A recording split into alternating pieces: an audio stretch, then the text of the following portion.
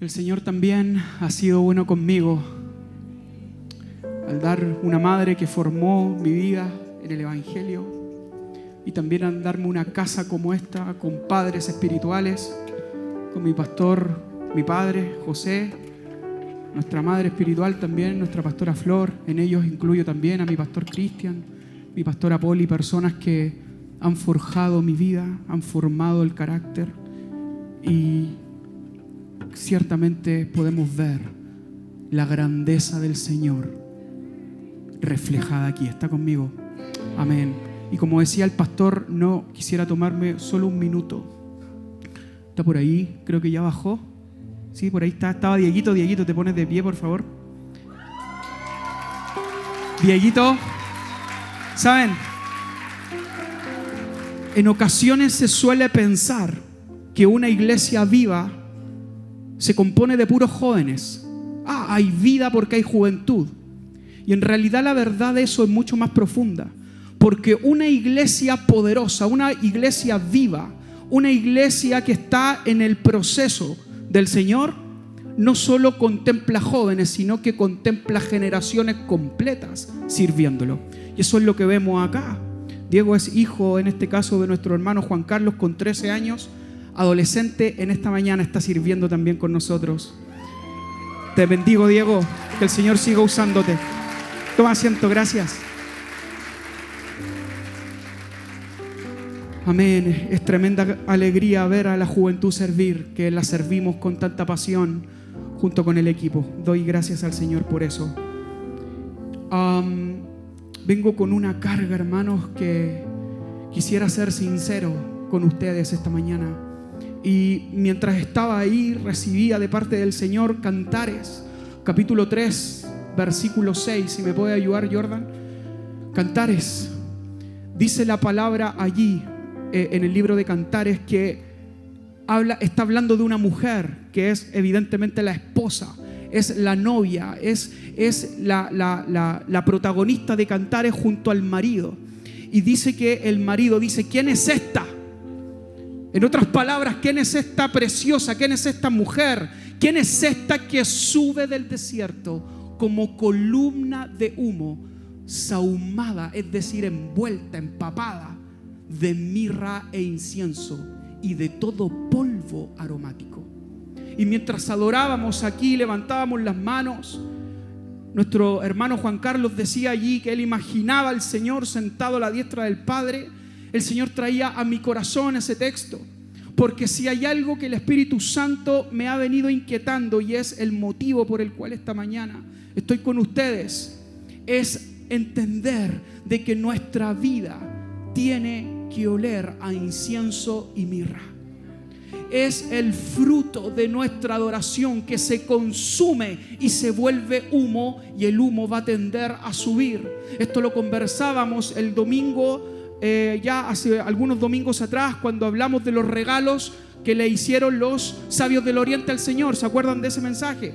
El sabio regala mirra. Mirra es tipo de muerte.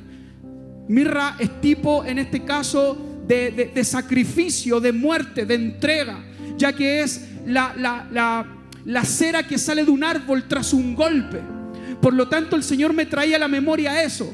Y entender la muerte desde esa perspectiva es entender que cuando usted y yo renunciamos a nuestro yo interior, como decía Paulita en la ofrenda, y ahí yo me empiezo a dar cuenta que el Espíritu Santo tiene una línea, está trazando un propósito profundo esta mañana.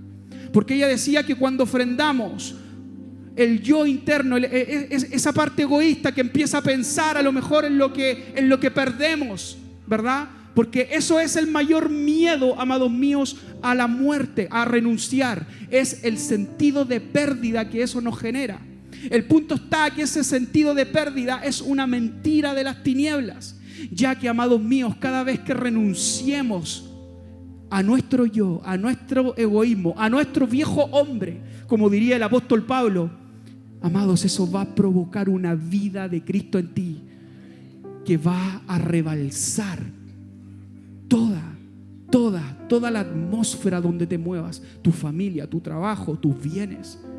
Y eso es lo que esta mañana quiero entregar por la ayuda del Espíritu Santo. Es por eso que he titulado este sermón: el sacrificio vivo implica la muerte. El sacrificio vivo implica la muerte. Y hablar de muerte, amados, no es sencillo.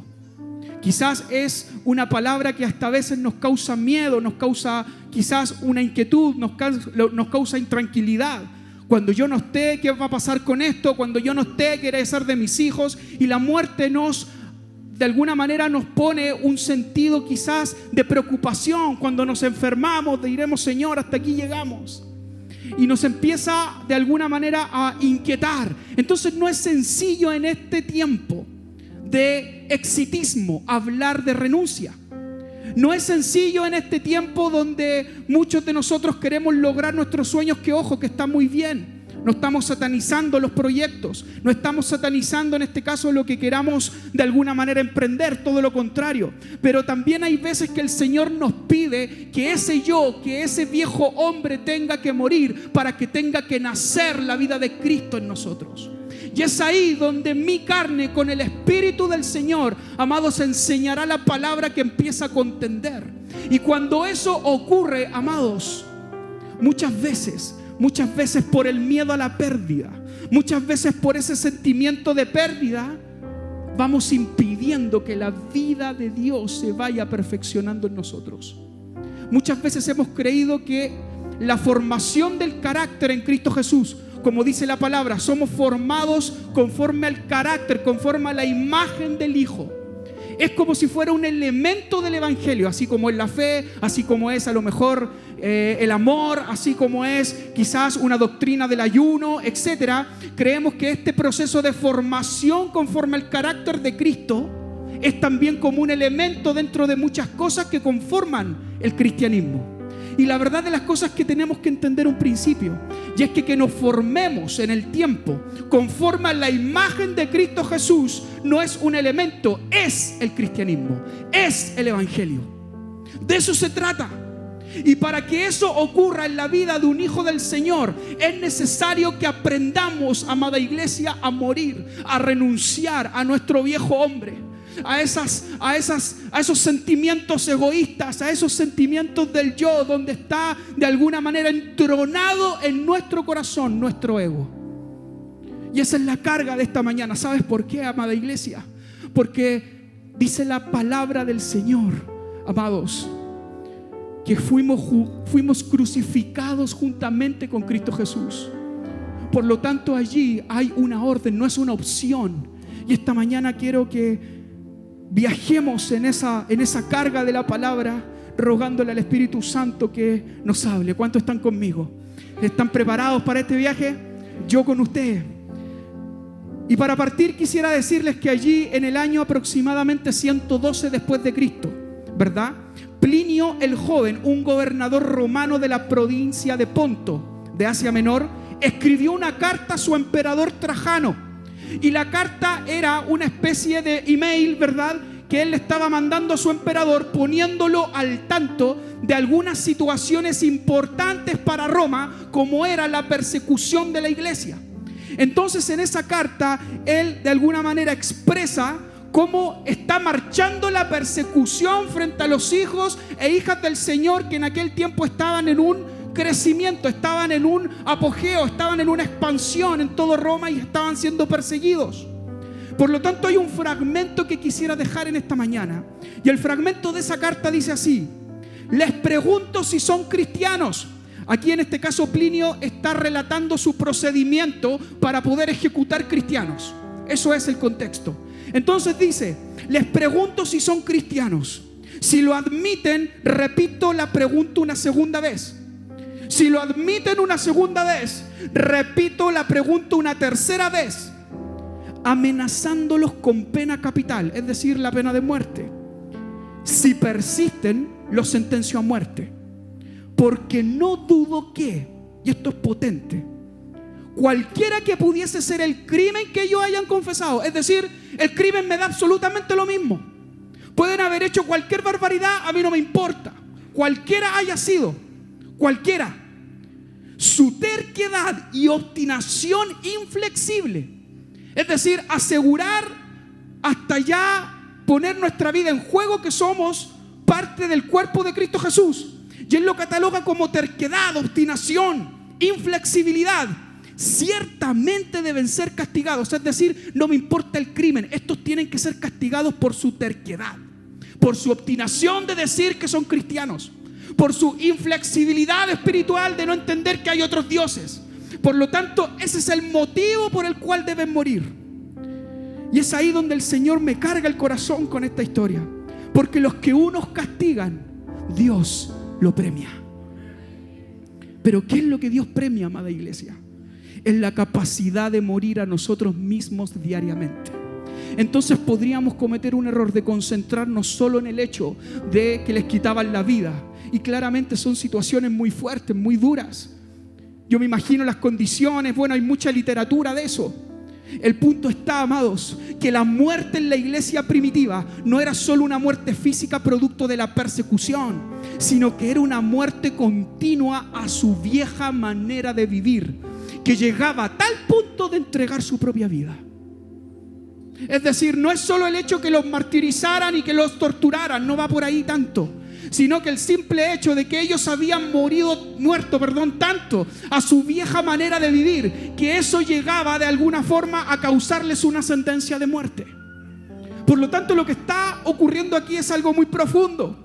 Y es ahí donde entendemos que no es terquedad ni obstinación, sino que se entrega y renuncia como sacrificio vivo. No se trata de terquedad, no se trata de inflexibilidad, sino que se trata de una entrega, amados míos, de una renuncia, de decir: Señor, si vivo es para ti, como dice el apóstol Pablo. Si muero también es para ti, porque vivo o muerto yo te adoro, yo soy tuyo, porque yo ya no vivo yo, sino que Cristo vive en mí. Y eso es, amados míos, que cuando la iglesia entiende ese principio y empezamos a oler a sacrificio el poder de Dios para sanar enfermos, para libertar cautivos, va a empezar a operar, porque no es su poder, es el poder de Dios depositado en nosotros cuando vamos oliendo a sacrificio. Vamos renunciando a nuestra vieja manera de vivir. Mire lo que dice la palabra allí en 1 Corintios, capítulo 15, versículo 31. Os aseguro, dice el apóstol Pablo, por la gloria que de vosotros tengo en nuestro Señor Jesucristo, que cada día muero. Cada día muero. Y ese muero, amados míos, en el original habla de una separación de manera continua. Es decir, Pablo no se refiere solamente a la muerte natural, se está refiriendo a la muerte del viejo hombre, al yo, para dar paso a la vida de Cristo. Y para eso, amados míos, hay que ir marchitándose en la carne. Esa es la traducción de esa palabra. Cuando dice cada día muero, cada día me marchito más. Cada día mi carne, mi ego, mi orgullo se va marchitando, se va marchitando, se va marchitando, se va marchitando. Entonces la palabra del Señor se va haciendo vida en un hombre que ha decidido entregar todo su ser para que se consuma todos los días. Porque esto no es solamente algo de un proceso, de una decisión. Amados, la muerte no es una vez. La muerte es un estilo de vida de la iglesia. Es la forma en que la iglesia debe caminar para poder cumplir el propósito del Señor. Por lo tanto, cuando estamos más vivos nosotros en nuestra carne, empezamos a errar y nos volvemos, amados míos, espiritualmente ineficaces. Nos vamos volviendo limitados, porque nuestra sangre no salvó a nadie. Es la sangre de Cristo la que salvó, la que lo salvó a usted y va a salvar su familia, sus generaciones. Pero de repente nosotros, al intentar obstinadamente, ¿verdad?, resucitar ese hombre que fue crucificado, hablo del yo interior que fue crucificado juntamente con Cristo, y lo queremos resucitar constantemente en nuestro día a día, en nuestro carácter, en nuestra forma a lo mejor de solucionar los problemas en casa, en los iras y enojos que cargamos en el corazón, en la falta de perdón. Y vamos resucitando esa vieja manera de vivir, cuando lo único que tiene que hacer es morir para que viva Cristo en nosotros. Y eso es lo que dice el apóstol Pablo allí: me separo todos los días, me marchito, decaigo, se me va apartando la vida de mí, se va apartando ese viejo hombre de él. Mire lo que dice la palabra allí en Gálatas. Así que les digo, vivan por el Espíritu y no seguirán los deseos de la naturaleza pecaminosa, es decir, el yo, ese viejo hombre, porque ésta desea lo que es contrario al Espíritu. Y luego el 19 dice, las obras de la naturaleza pecaminosa se conocen bien, y enumera una lista de 15 situaciones, entre otras. Habla allí de inmoralidad sexual, de impureza, libertinaje, idolatría, brujería, odio, discordia, celos, arrebatos de ira, rivalidades, disensiones, sectarismos, envidia, borracheras, orgías, y así podríamos estar mucho tiempo enumerando características, elementos de ese viejo hombre. Pero ¿saben lo poderoso? Que si tuviésemos que meter, amados míos, esas 15 palabras que el apóstol Pablo enumera ahí y las metemos a una juguera y le ponemos, ¿verdad?, el botoncito, va a salir algo. Y es esto: todas estas situaciones, la inmoralidad sexual, la impureza, el libertinaje, están centradas en la entronización del ego. Es decir, cuando nosotros vivimos con falta de perdón es porque nuestro ego es más grande. Cuando nosotros, amados míos, vivimos en idolatría es porque creemos que tenemos muchas veces el control de la situación y desplazamos a Dios poniéndolo a que a nosotros se nos antoja allí. Cuando nosotros, mire, el otro día me impactó, iba caminando por Providencia y en el suelo de Providencia habían una especie de papeles pegados, me imagino de un material más resistente porque era en la calle, y decía: tarot, unión de parejas. Era una publicidad de una brujería que evidentemente unía a las parejas. Por lo tanto, me llamaba la atención eso, porque aquí nombra el apóstol la brujería. Y me llevaba a reflexionar esto, amados, que querer imponer mi voluntad sobre otra persona a tal punto de recurrir a las tinieblas. Imagínense cómo está entronado ese ego. Es decir, si no estás conmigo, no estás con nadie más, entonces voy a recurrir a las tinieblas para que me ayuden a tenerte. Todo eso empezó a pasar por mi mente cuando veo que el trabajo se trataba, ¿cierto?, de una unión de parejas. Porque mi voluntad tiene que prevalecer, mi ego tiene que prevalecer, y que muchas veces ese ego entronado está cubierto de un escudo que se llama orgullo. Y si usted mezcla el ego y el orgullo, son una bomba en nuestra vida que nos va a destruir y va a desintegrarnos como iglesia. ¿Por qué? Porque va a estar ese viejo hombre viviendo ahí. Entonces, amados, ¿por qué el apóstol Pablo allí imprimirá tanto la necesidad de vivir en Cristo Jesús y morir al viejo hombre? Y aquí tengo dos aspectos que quisiera contarles. El primero es porque el apóstol Pablo necesita volverse totalmente alineado. Diga conmigo, alineado.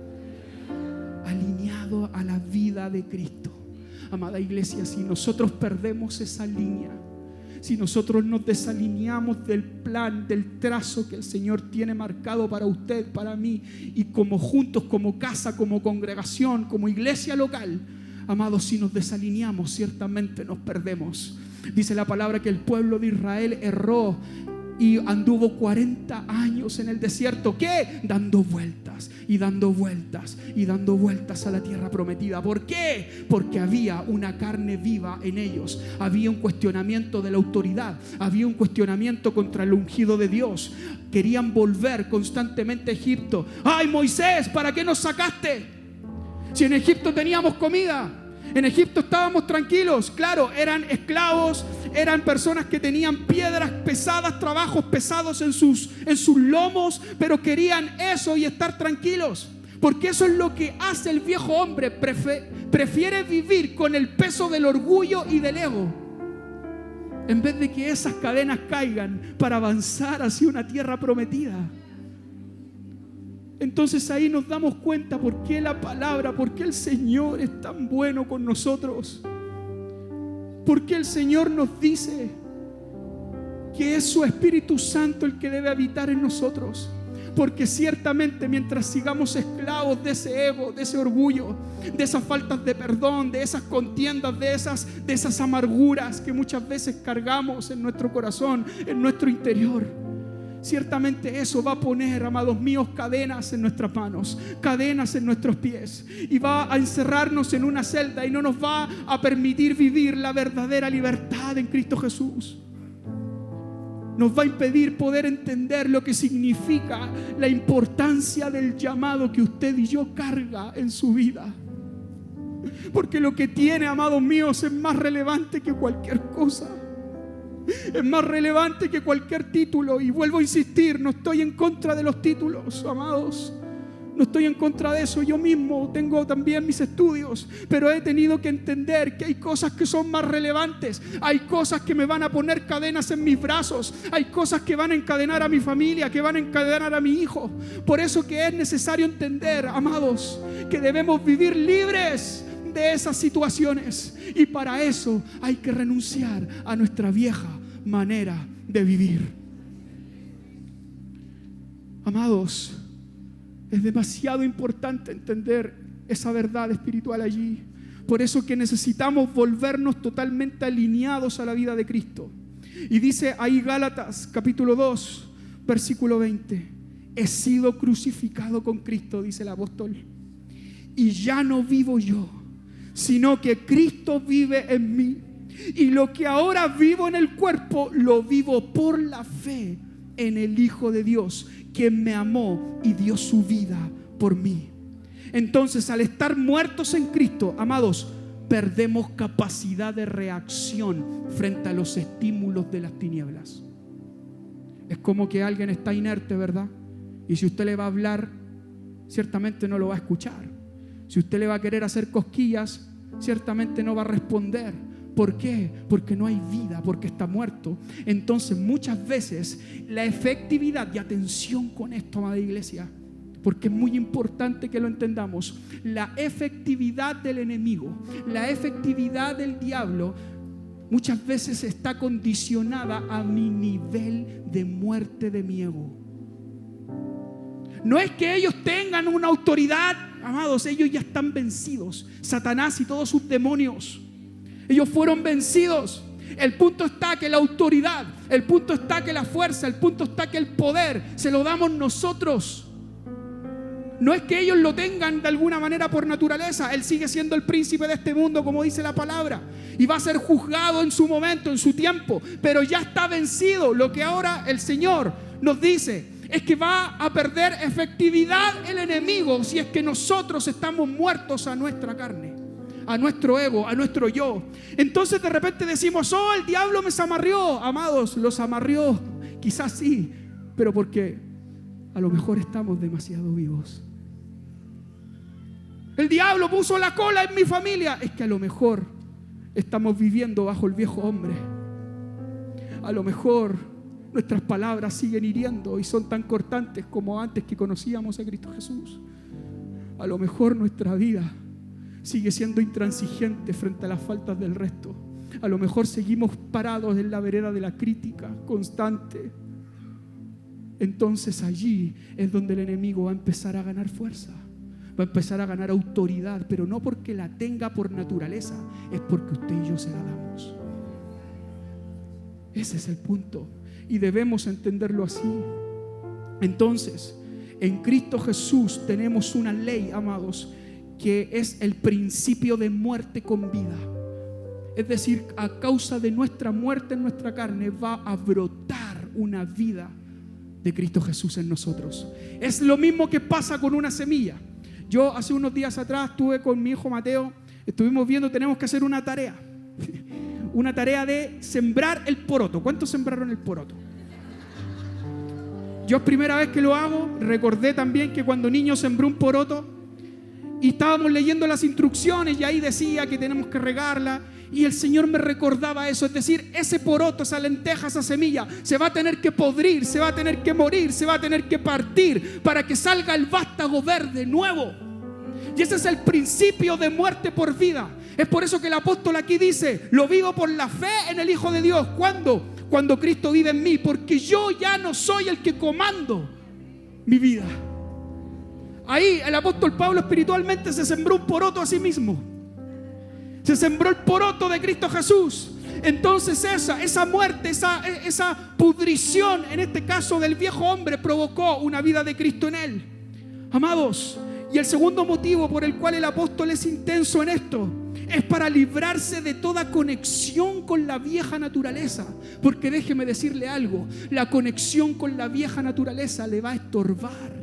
Como dice el pastor Juan Manuel, va a provocar un lastre, va a provocar un peso, le va a costar correr. Y esta carrera del evangelio, amados míos, no es la carrera a quien llega primero, es una carrera a quien resiste el proceso, a quien resiste el camino. No se trata de una velocidad, no es quien primero llega al altar, no es quien primero sana un enfermo, no es quien primero abre un grupo. No se trata de eso, se trata de la perseverancia en el tiempo, de aquellos que nos vieron hace 10, 15 años atrás y dijeron: wow, este es un hombre de Dios. Que nos vean 30, 50 años más adelante y digan: wow, este sigue siendo un hombre de Dios.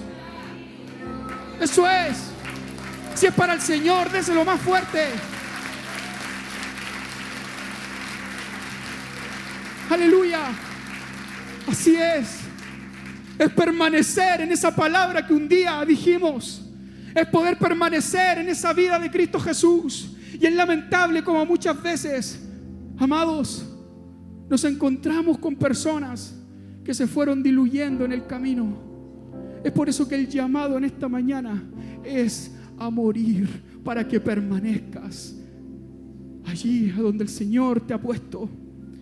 Es por eso que el apóstol necesita librarse de ese lastre, de esa vieja naturaleza, de aquellos deseos corruptos, de aquellos malos pensamientos, de los sentimientos de ira, de enojo permanente, de amargura. Hay veces que los procesos largos, enfermedades, situaciones que se arrastran, van haciendo una raíz de amargura en nuestros corazones. Y esa raíz se va volviendo cada vez más grande y va creciendo. Y eso empieza a dominar muchas veces nuestra manera de vivir, nuestra manera de hablar, porque esa amargura se expresa hasta en nuestro rostro. Entonces es importante ir despojándonos de eso, esos sentimientos de enojo permanente, esa falta de perdón, esa soberbia y esa arrogancia.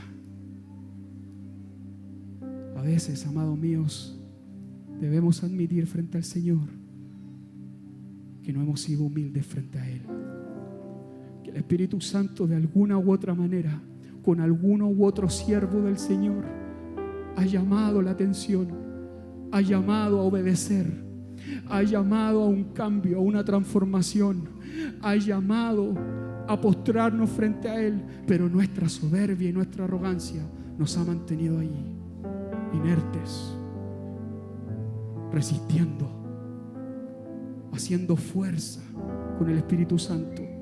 Entonces, amada iglesia, en términos espirituales, la muerte a uno mismo no es una opción, es un mandato y una condición ineludible para permanecer en la vida eterna, para que el poder de Dios se manifieste. Si queremos ver una iglesia, amados míos, activa en su asignación, como decía el pastor recién en el texto, debemos aprender a morir a nuestra carne. Mire lo que dice Mateo 16, capítulo 16, versículo 24. Entonces Jesús les dijo a sus discípulos. ¿Cuántos discípulos del Señor hay aquí? Yo con usted, amados. Le dijo a sus discípulos. No le dijo a la multitud, no le dijo a los fariseos, no, le dijo a sus discípulos: si alguno quiere venir en pos de mí, niéguese a sí mismo. El original de ese niéguese, ¿sabe lo que es? Es repudio. Repudie su manera de vivir, repudie su manera de actuar como viejo hombre, como esa naturaleza pasada. Repúdielo, tome su cruz, muera. Que ese repudio de esa vida antigua pueda morir en la cruz y luego sígame. Porque seguir el camino de Jesús significa repudiar a su viejo hombre y morir para seguirlo. Entonces no lo está diciendo como opción, lo está diciendo como mandato. ¿Quieres venir en pos de mí? Entonces niéguese. Niéguese. Amados, y el viejo hombre tiene su inicio Y el inicio, obviamente, como en todas las cosas, a mí me encanta esto porque puedo ver una línea de la palabra extraordinaria. Y está ahí en Génesis 3:15, mire lo que dice. Está Dios hablando a la serpiente y dice: pondré enemistad entre tú y la mujer, entre tu simiente, es decir, la simiente ¿de quién? Del diablo. Entre tu simiente y la simiente de ella. Pero su simiente, es decir, la simiente de la mujer, aplastará la cabeza. Ese es Cristo Jesús. Amados, los teólogos aquí dicen que esta es una semilla del protoevangelio. Es decir, aquí en Génesis 3:15 el Señor ya revela el plan. Y es extraordinario, porque le dice que va a haber una simiente que es de la serpiente. Entonces, amados míos, nuestro orgullo, nuestro ego viene desde esa naturaleza caída, como simiente de la serpiente, como hijos, como generación de una serpiente. Porque mire lo que dice Juan 8, y aquí sí está hablando a los fariseos y les dice: ¿por qué no entienden mi modo de hablar? ¿Por qué no pueden aceptar mi palabra? Dice el Señor. Ustedes son de su padre el diablo. Ay, cuyos deseos quieren cumplir. Amados, mientras más vivos estemos, mientras estemos sujetos a esta simiente de la serpiente en nuestra carne, menos entenderemos el modo de hablar de Dios. No se entiende a Dios porque vivimos en nuestro viejo hombre. No entendemos. Entonces, ¿qué pasa? Nos ponemos en una vereda de la crítica. Pastor, ¿por qué tanto dinero? Pastor, ¿por qué tantas reuniones? Pastor, ¿por qué esto? Por esto. Y en Facebook usted se da una vuelta, hermano, y va a leer, pero un montón de barbaridades. ¿Por qué? Porque viven aún en su viejo hombre. Porque cuando no entendemos la forma de hablar de Cristo Jesús, a veces no es más fácil criticar. Nunca critiquemos lo que no entendemos. Si no lo entendemos, mejor guardemos silencio. Pidamos dirección para entenderlo, pero no digamos nada antes. Porque eso va a revelar a qué simiente correspondes. Hay muchas cosas que no vamos a entender. Yo mismo hay cosas que no comprendo. Y le he dicho al Señor: Señor, no comprendo esto, pero te voy a seguir aunque no lo entienda. Así como dice el profeta: aunque la higuera no florezca, Señor, yo te voy a servir, yo voy a estar allí. Y si hay cosas que no entiendo, voy a pedirle al Señor que me las revele, las voy a preguntar.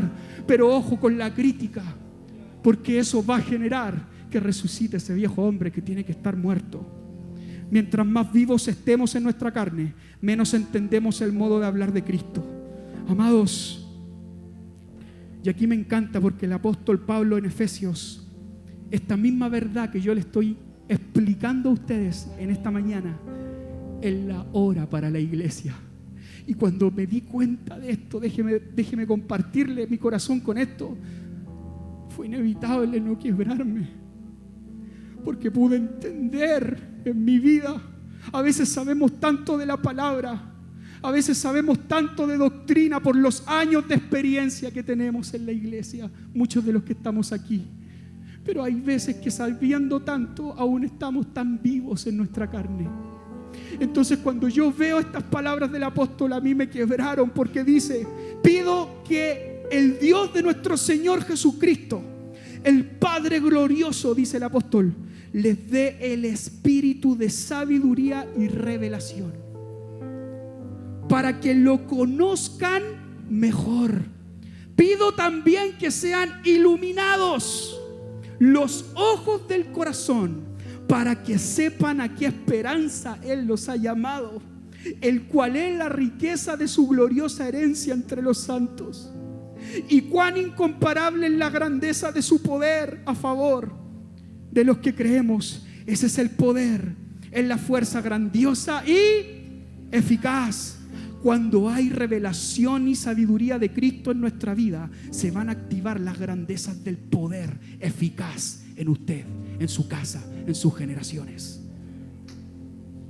Ahora, el apóstol Pablo está pidiendo al Señor allí: Señor, revélales, Señor, ilumínalos, Señor, dales sabiduría.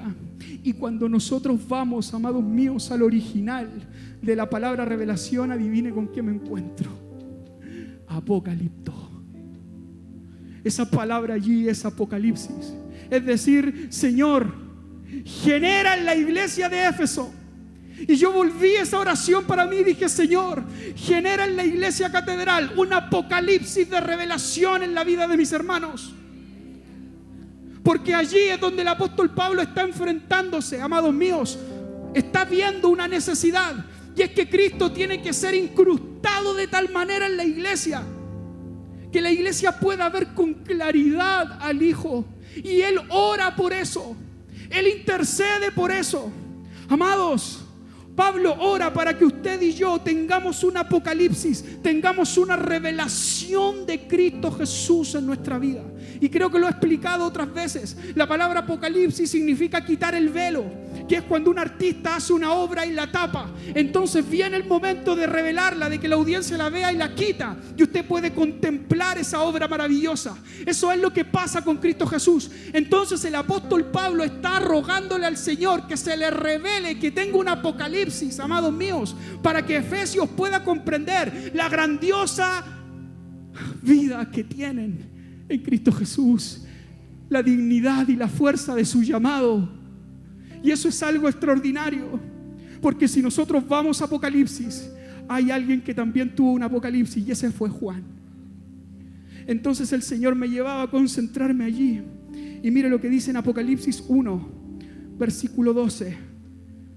Está el apóstol Juan relatándolo y dice: me volví para ver de quién era la voz de que me hablaba, y al volverme vi 7 candelebros de oro, y en medio de los candelebros estaba alguien semejante al Hijo del Hombre, vestido con una túnica que le llegaba hasta los pies y ceñido con una banda de oro a la altura del pecho.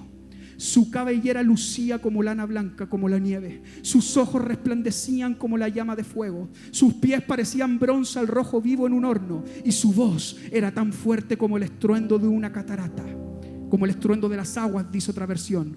En su mano derecha tenía 7 estrellas, y en su boca salía una aguda espada de 2 filos. Su rostro como el sol cuando brilla en todo su esplendor. Esa es la imagen del Hijo.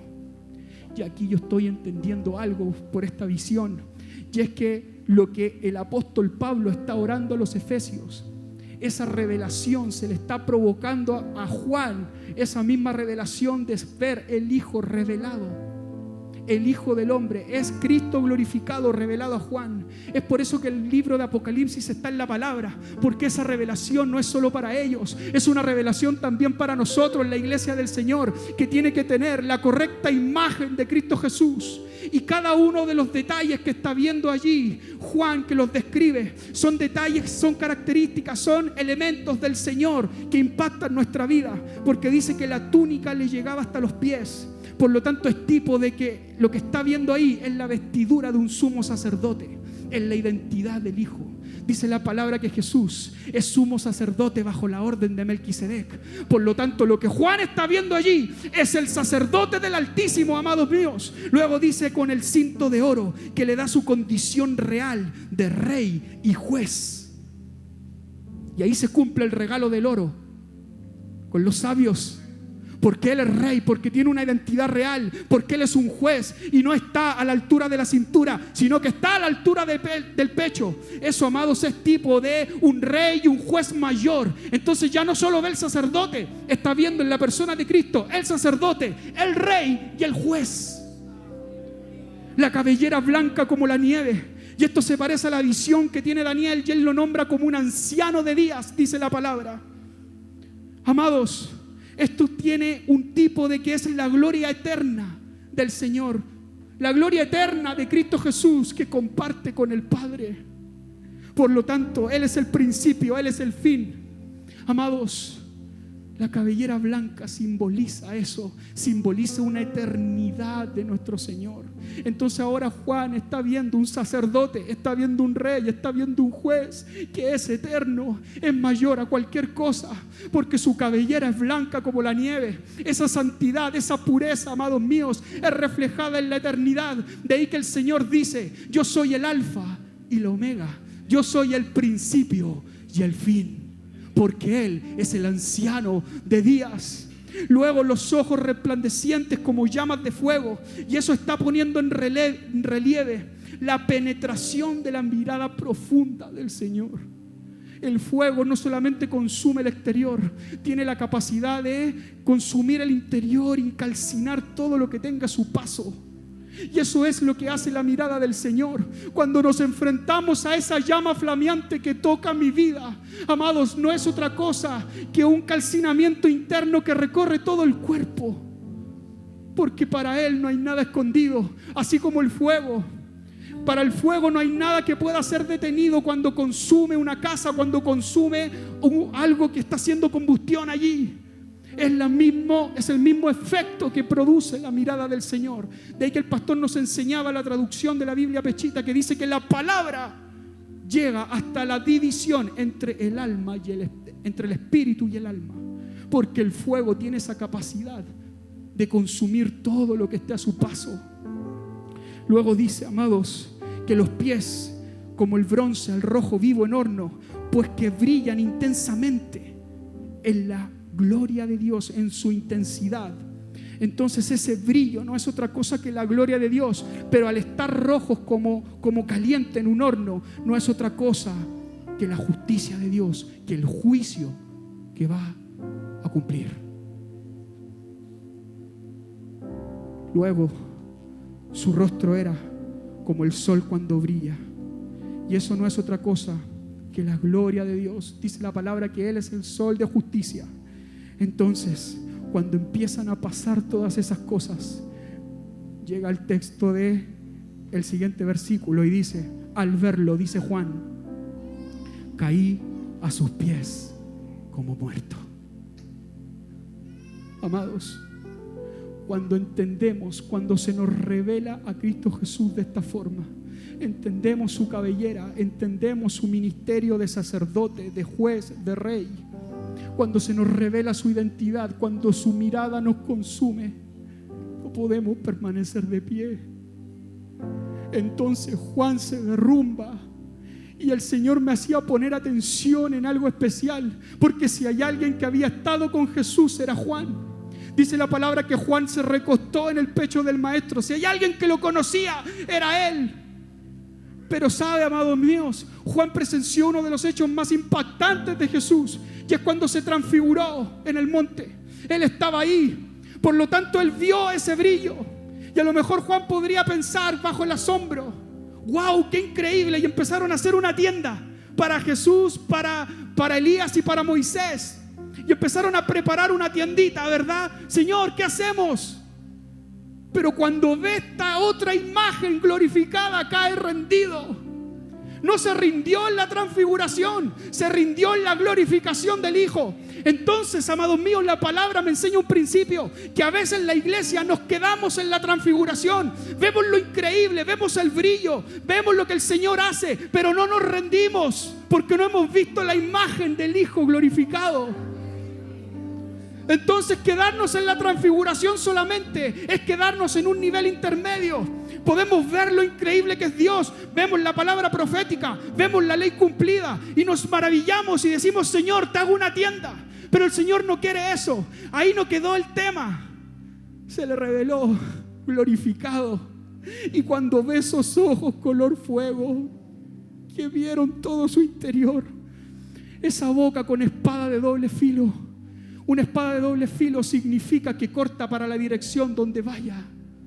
Es decir, el Señor tiene la capacidad, amados míos, de hablar y que cualquier cosa en cualquier dirección puede hacer su efecto. Y ahí Juan cae rendido como muerto. Entonces, ¿por qué el apóstol Pablo está pidiendo que la iglesia tenga esa revelación? Porque cuando él iba a Damasco, también cayó como muerto cuando la vio. Dice la palabra que él iba cabalgando y cuando ve al Señor y le dice, Saulo, vio la imagen y cayó también como muerto. Porque, amados míos, después que vemos esos ojos flameantes que nos consumen en el interior, yo no sé quién puede permanecer de pie. No podemos seguir viviendo igual, amada iglesia, después que vimos esos ojos. No podemos seguir viviendo igual después que vivimos y vimos ese cabello eterno en gloria. No podemos seguir viviendo igual, entendiendo que Él es juez y va a juzgar. Entonces Juan cae como muerto, rendido. Y aquí es donde el Señor me quebraba, amados, porque al Juan caer rendido, dice la palabra, y bendito el Señor, pero Él, el Hijo del Hombre, Jesús glorificado, el Cristo, poniendo su mano derecha sobre mí, me dijo: no tengan miedo, yo soy el primero y el último y el que vive. Amados, cuando caímos como muertos, porque quizás merecíamos morir, lo merecíamos, pero ahí viene el abrazo de gracia. Levántate, porque esa muerte en ti va a provocar vida. Estás en la isla de Patmos, estás preso, estás cautivo, y a lo mejor así estás hoy día. Estás cautivo, estás preso, estás con situaciones duras, estás en las cadenas, pero ve la imagen del Hijo glorificado, porque Él va a poner tu mano sobre ti y sobre esa muerte va a germinar vida. Levántate, levántate, levántate, porque yo soy el principio y el fin. Yo soy el que vive, dice el Señor. Y termina el 18 diciendo: estuve muerto, pero ahora vivo por los siglos de los siglos, y tengo las llaves de la muerte y del infierno. Bendito el Señor, porque el único que puede dar vida luego de que morimos es Él. Los invito a ponerse de pie.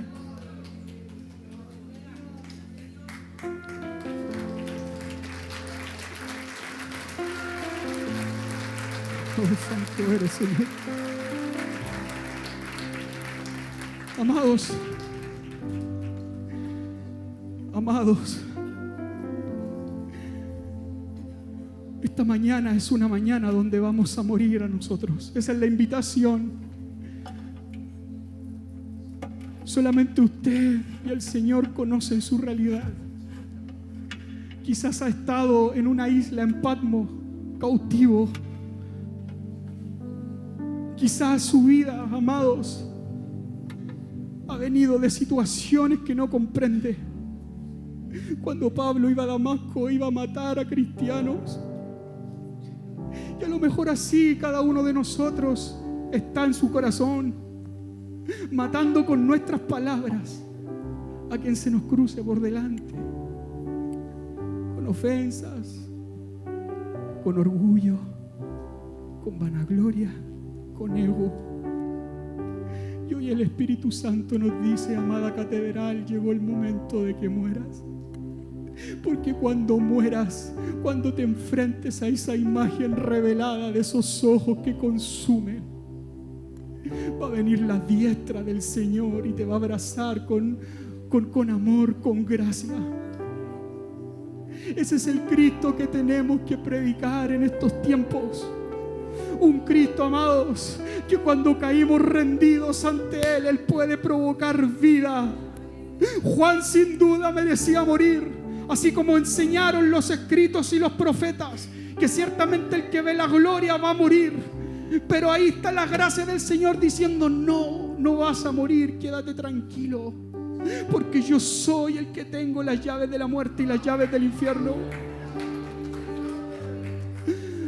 Cuando decidimos rendirle nuestra vida al Señor, nuestra carne, la consecuencia va a ser la vida del Señor. Esta mañana entrégale esa amargura al Señor. Entrégale esa situación que a lo mejor mantiene sensible esa hebra del ego. Entrégale ese orgullo al Señor y dile: Señor, ya no quiero seguir luchando contigo. Yo quiero, Señor, avanzar en el llamado que tú tienes para mí. Amados, yo sé, porque el Espíritu Santo me carga esto. No es algo que yo te lo diga, pero yo sé que aquí en este lugar hay llamados. Jóvenes, yo sé que en este lugar hay llamados del Señor, pero lo hemos resistido por miedo a morir, por miedo a pagar ese precio, porque la salvación es gratuita, pero la unción tiene un peso, tiene un precio.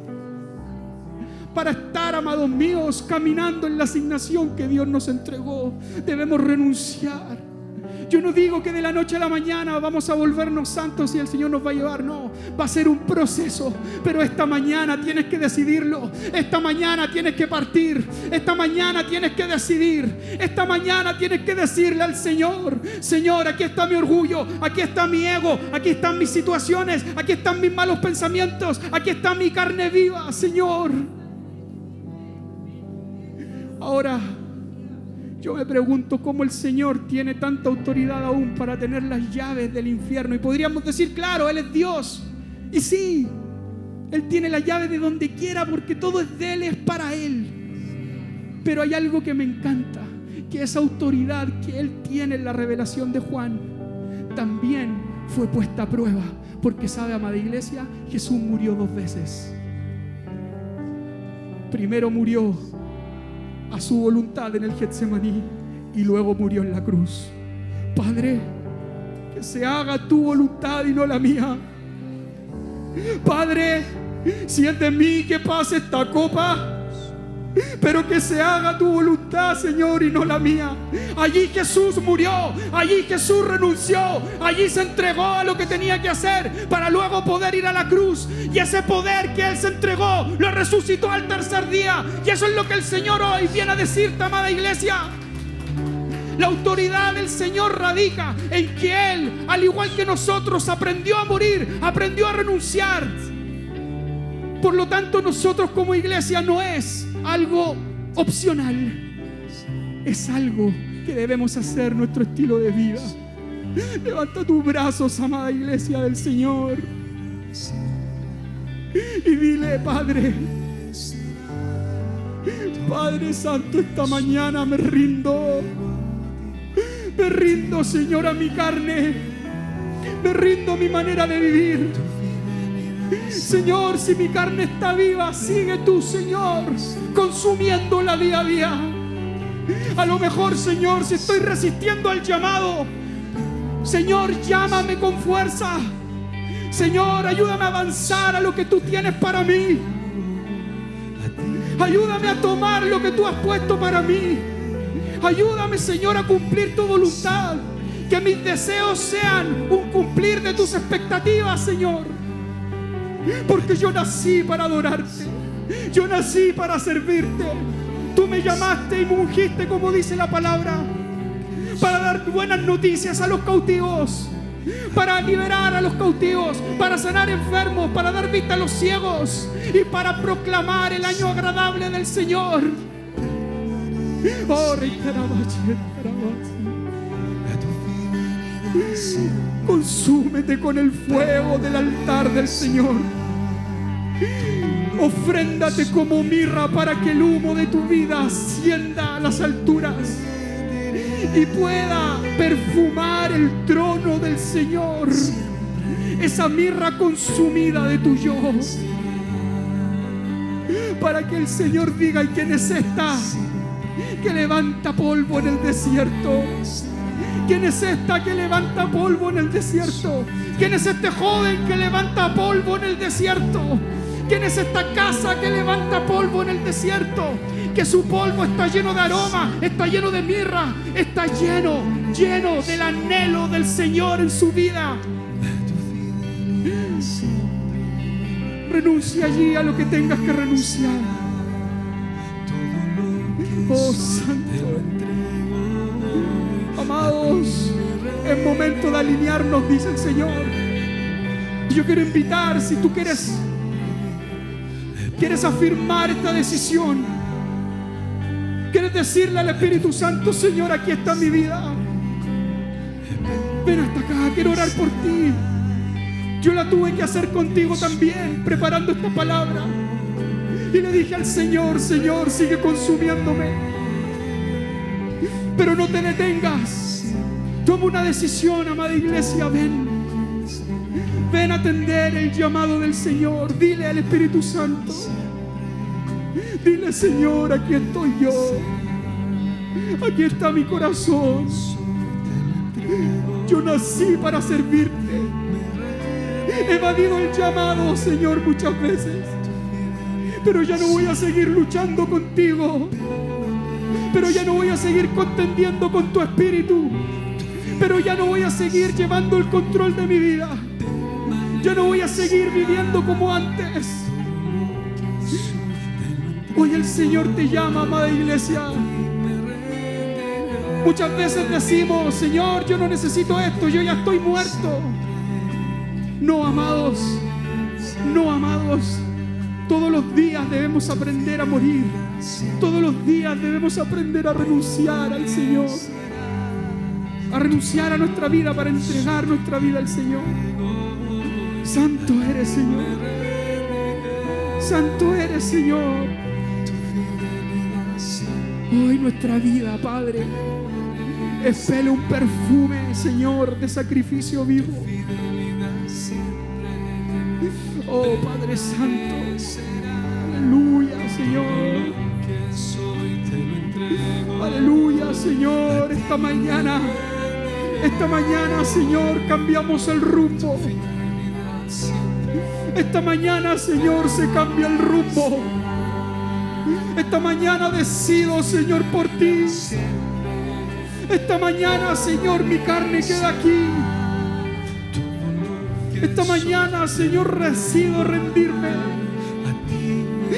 Decido, Señor, depositarme en el brasero, Señor, del templo. Porque la ofrenda soy yo. Oh, Padre Santo, te adoramos, te exaltamos. El Señor carga tu corazón. No te quedes ahí, amado. No te quedes ahí. Levanta tus brazos y dile al Espíritu Santo. Dile al Espíritu Santo: consúmeme. Dile al Espíritu Santo: te entrego mi agenda, Señor. Te entrego, Señor, el trono de mi corazón. Te entrego el trono de mi casa. Te entrego el trono de mis hijos. Te entrego el trono de mis finanzas. Porque yo no voy a seguir luchando contigo. Yo no voy a seguir resistiendo el llamado. Yo no voy a seguir viviendo, Padre, como vivía. Oh, gracias, Señor. Gracias, Señor. Adora, amada iglesia. Adora allí, amada iglesia. Que el Espíritu Santo se mueva. Porque este es un llamado para todos. Este es un llamado para todos. La invitación a morir es para quien ha aceptado al Señor como su Señor. Es para quien ha aceptado a Jesús como su Salvador. Oh, santo eres, Señor. Te adoramos, te exaltamos. Te declaramos, Señor, el piloto de mi corazón. En el nombre de Jesús. Tus ojos me consumen. El fuego de tus ojos me consume. Traté de callar, dice Jeremías, pero el fuego, el interior de mi corazón, no pudo guardar silencio. Morimos esta mañana a ti, Señor. Morimos para ti. Morimos para ti, Señor.